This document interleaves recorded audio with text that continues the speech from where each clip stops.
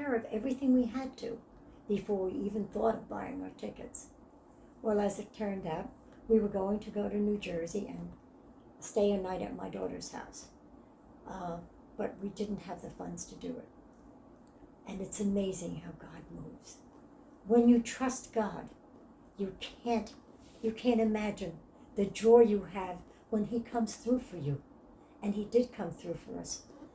We had no money, and we were called by one of the people in the last church we went to.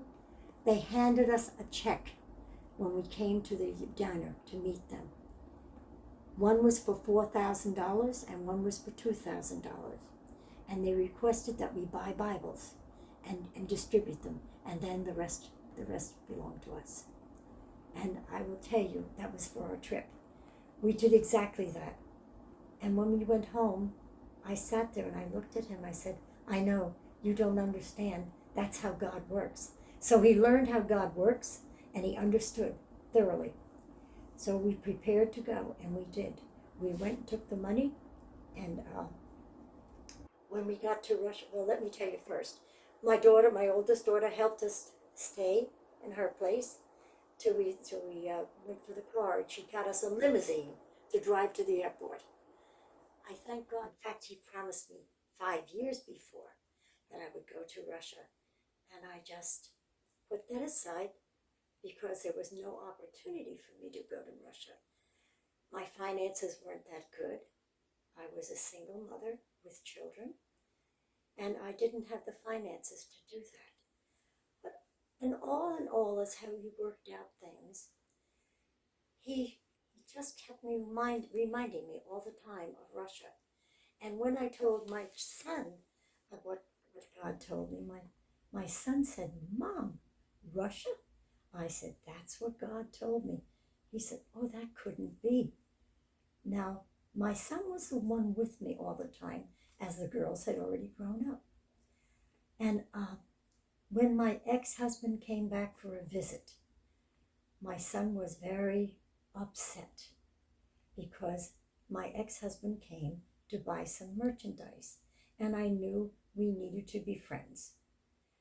But as the day went around, my son said, no, and he got very upset.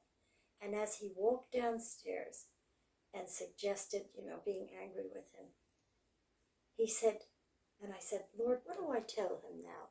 You told me not to tell him until the day arrived. So he told me, tell him it's time for forgiveness.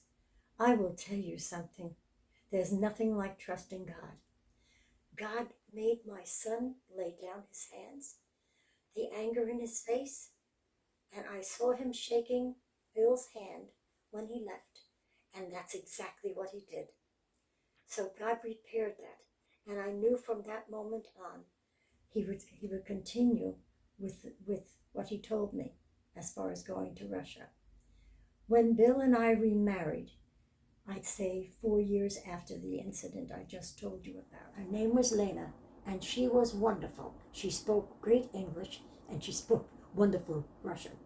We registered her church so they could never stop her from having a church. That's what they had to do in Russia. We met with the KGB, and it just flowed. It just flowed. God is so good because he steps in and tells you what to say, what to do. We never showed fear because there was no fear. We spoke to many people, and I will tell you, as they received the Bibles, a whole truck full, a whole bus full, we gave them out. They'd sit at the curb in the rain and open that Bible and read it. And they'd kiss that Bible when they got it. They wanted, and they were so hungry, and they wanted to know about the Lord for so long. And we were able to raise 2 or 3 churches ourselves in one spot. Then we'd move on to another place where our interpreter knew. So we'd raise another church. We raised altogether about 7 churches. And we were blessed, just blessed. And one church, I will tell you, there was a Jewish man that is head of Voice of Israel. I think it's on TV. And we served him while we were there because we were able to use their computer to send messages home. We were there one day, and he said, my praise team, I just had to fire them. It happened to be our old praise team for the church. And so I said, and Lord said to me, tell them you're a trained praise leader. So I did. I said, it may mean nothing to you, Rabbi, but I've had the training.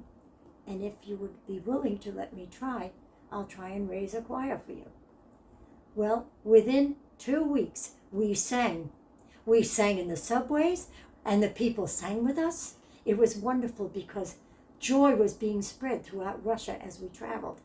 And what we did was we came to his service, and we sang during his service, and it was a wonderful thing because people got saved.